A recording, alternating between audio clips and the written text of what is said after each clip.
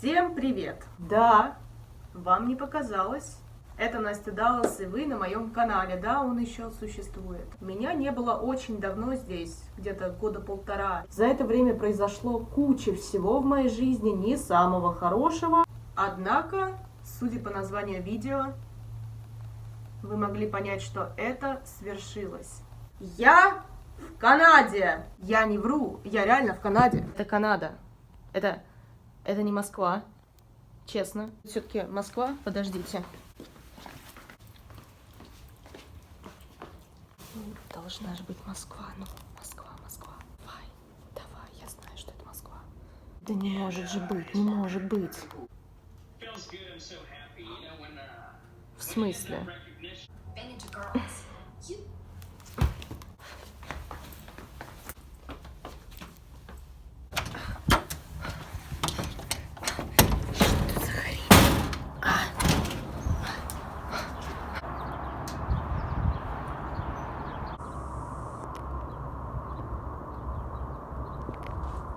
Реально, что ли, Канада?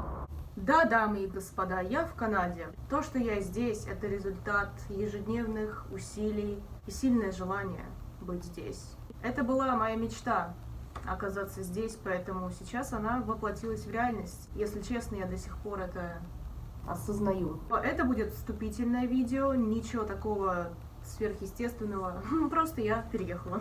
Всего лишь. Это видео будет немножко хаотичным, вы поймете почему. Давайте просто посмотрим.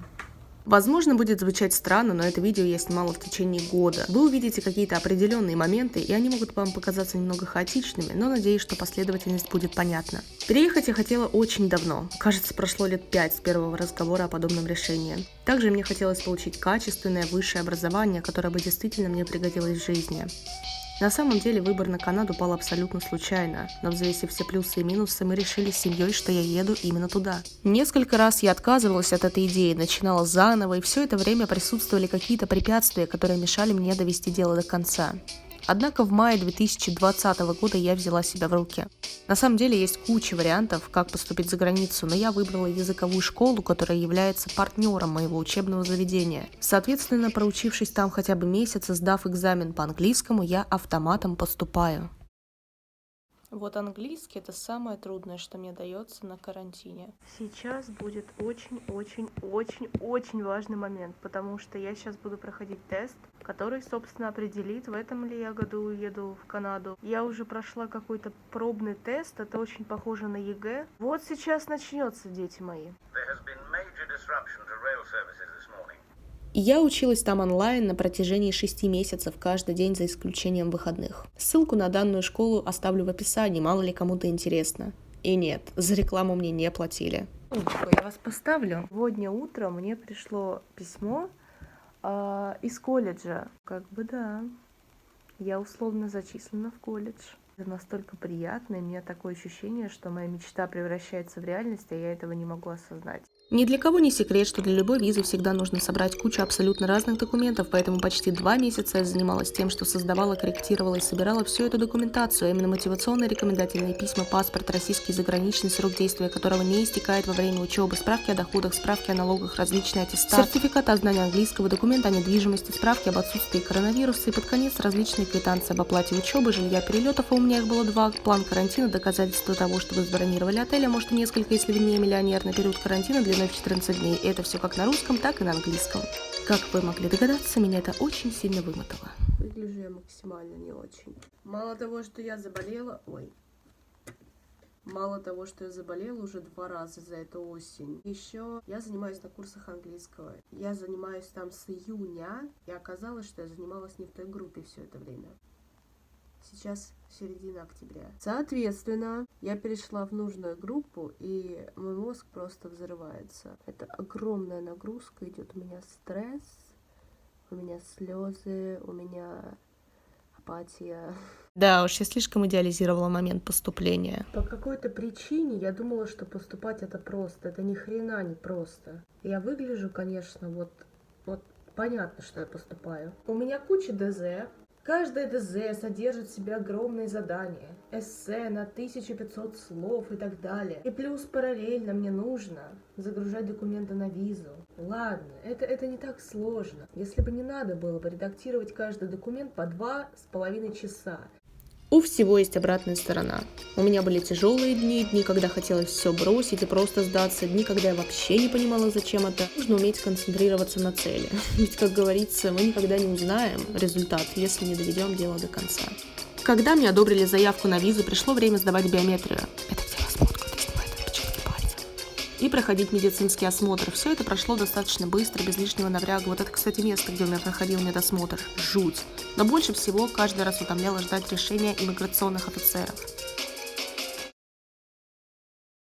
У меня подходит к концу последняя неделя обучения в этой школе, благодаря которой я поступлю в свой колледж. У меня лучший результат по тесту по IELTS.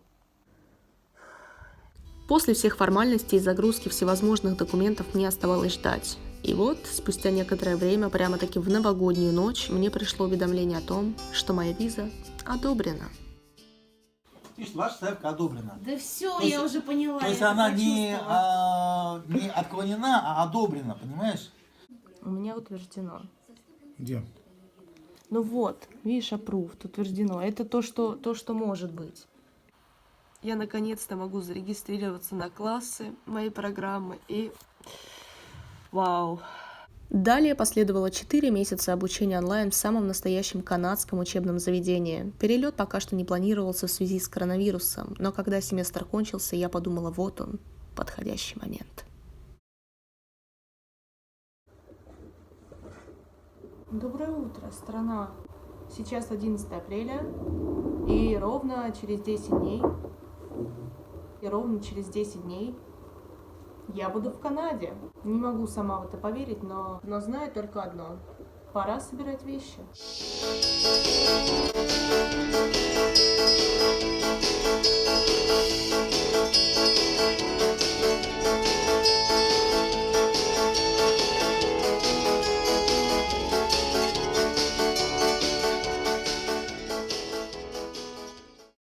Я учусь на факультете бизнеса в сфере гостеприимства, и учиться я буду 2 года. Это считается высшим образованием в Канаде. А будет 4 семестра, точнее будет уже 3, потому что 1 прошел. Давайте-ка я вам покажу свои предметы. Быть может, это интересно.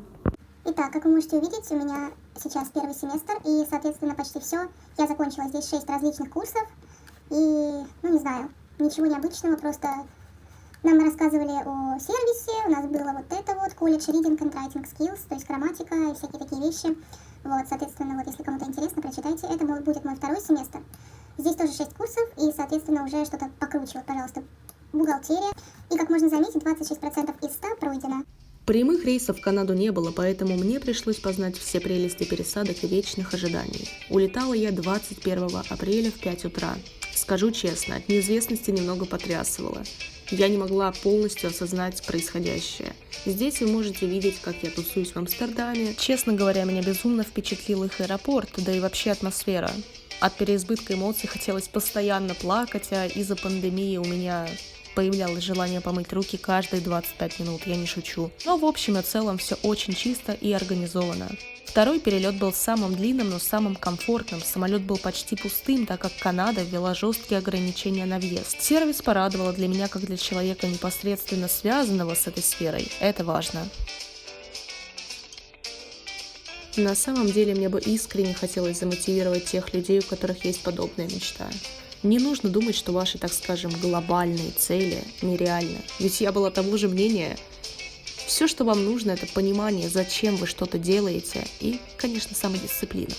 Желательно. Если у меня получилось, то получится и у вас.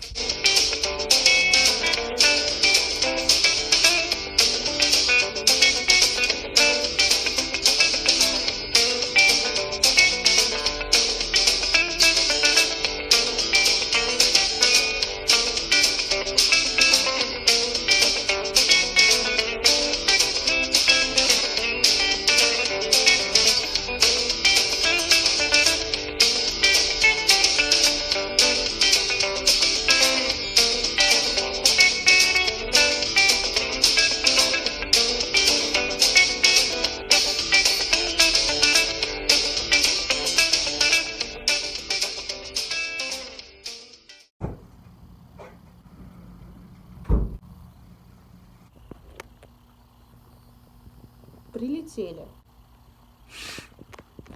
Давайте я вам просто покажу отель. Вот вы, значит, входите, идете.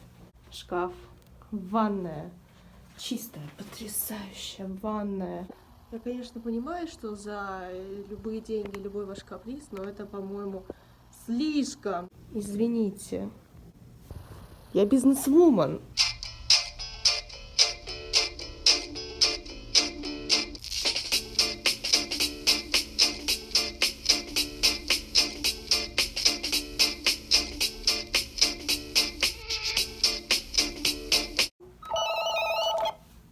Hello?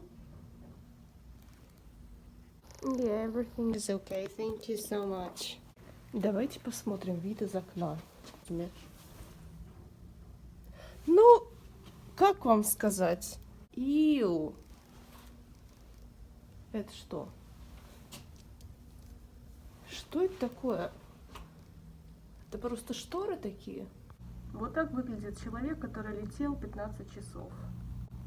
Знаете, я, конечно, сейчас не буду все рассказывать, потому что будут влоги, будет все вообще, я буду снимать все. Вот, пожалуйста, я воду уже снимаю, пожалуйста, канадская вода СК, размер такой есть.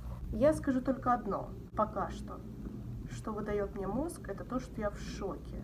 Это коронатест, это коронавирусные тесты, это пересадка. Впервые в жизни на пересадке летала. Но, кстати, очень-очень хороший у меня был перелет второй. Он был самый долгий, но меня там так вкусно накормили. Мне дали пакеты. Не знаю зачем. Пожалуйста, подарок от отеля. Thank you. Thank you so much. Я сегодня столько раз сказала слово thank you. Вау! Она была дикаркой. Я дико извиняюсь. Это ананас вот такой, а это вообще непонятно, что это, какие-то мюсли.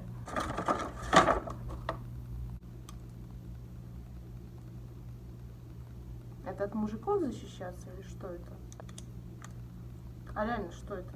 Пожалуйста, витамин С. У них заезд был в 3 часа дня. Сейчас не 3 часа дня, посмотрела я на свои невидимые часы. После того, что сделала исключение, меня заселила, так она еще мне ланч дала. Ланч, который я пропустила. Вот, если кому-то интересно, мой ланч. Салатик, опять какие-то штучки-дрючки, соусы какие-то, еще одна эска. Стаканчики и, пожалуйста, это, знаете что? Это какой-то бургер, он весь потек.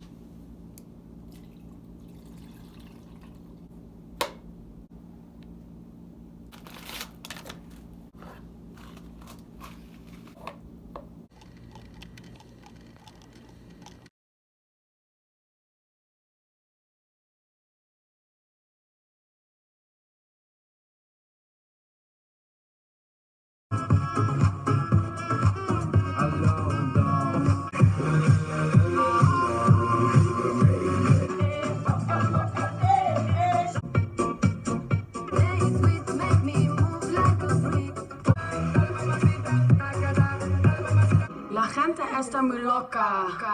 What the fuck?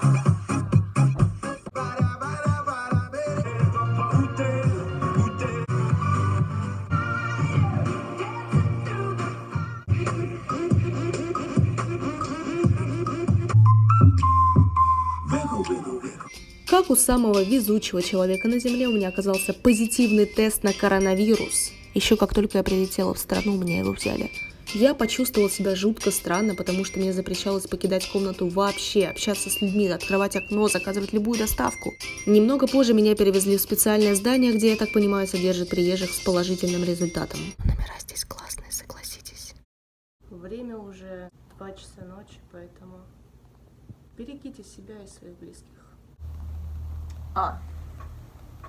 Вот и все. Это видео было немножко хаотичным, но я надеюсь, смысл был передан, и эмоции, и впечатления тоже. Ждите влоги, ждите много влогов, много эмоций, впечатлений, потому что я очень люблю делиться этим всем. Если вам это нравится, если вы получаете такой же кайф от этого, как и я, оставайтесь. Ну а с вами была Настя Даллас. Немножко видоизменилась, но... Да что надеюсь, я знаю, что все будет хорошо и то, что... Просто берегите себя в такие трудные времена. Всем спасибо, всем пока. Что я сделала сейчас? Это странно, да? Всем пока.